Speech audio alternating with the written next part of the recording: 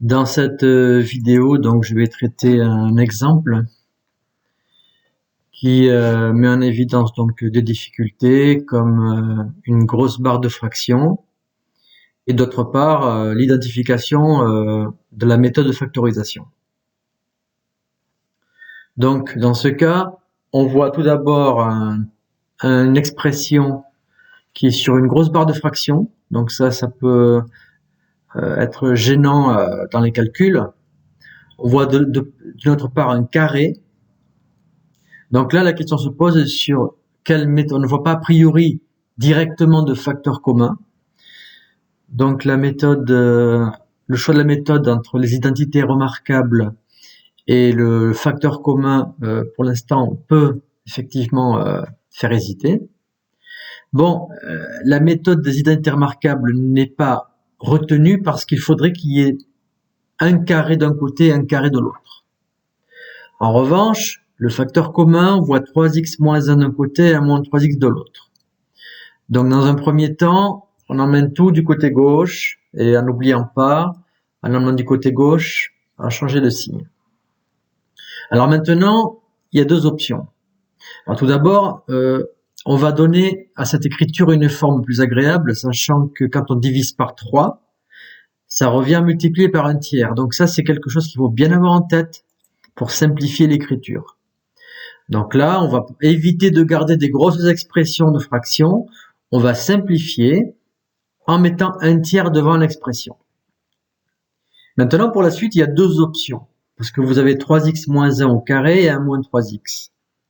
La première option, c'est tout simplement d'écrire que 3x moins 1 au carré, c'est égal à 1 moins 3x au carré pour la simple raison que un nombre, si vous lui changez son signe, le carré reste le même.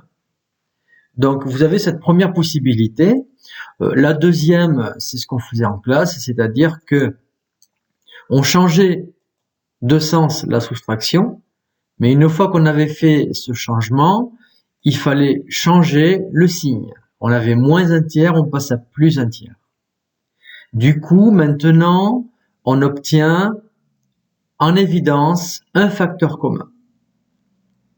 Par la suite, bon, il faut toujours avoir en tête que quand on a un carré, on a un doublon. 3x moins 1 au carré, c'est 3x moins 1 fois 3x moins 1.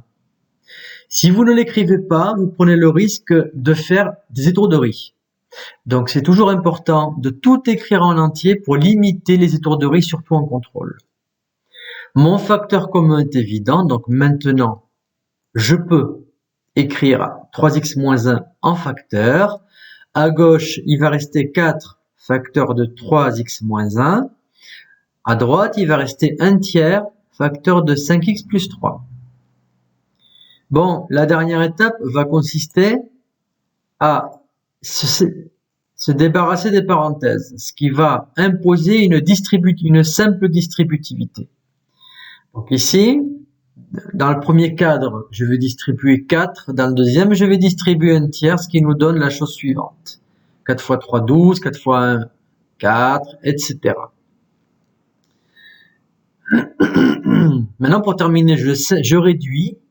Donc 12x plus 5 tiers de x. Alors 12x, c'est égal à 36x sur 3. Donc 36 plus 5, ça fait 41. Donc voilà, on obtient cette expression. Reste à résoudre les deux petites équations qui nous donnera les valeurs de changement pour le tableau. J'obtiens ces deux valeurs, qui nous donne le tableau suivant, qui est assez standard, qui ne présente pas spécialement de difficultés. Il faut toujours bien placer le 0. Attention, 9 sur 41 est plus petit que 1 tiers, donc il se situe à gauche. 3x, 3 est positif. On a des fonctions affines dont les coefficients sont positifs, donc c'est moins plus à chaque fois. Ensuite, pour savoir quel signe on va retenir, on regarde comme d'habitude l'inégalité. Plus grand que 0 signifie qu'on s'intéresse au signe plus.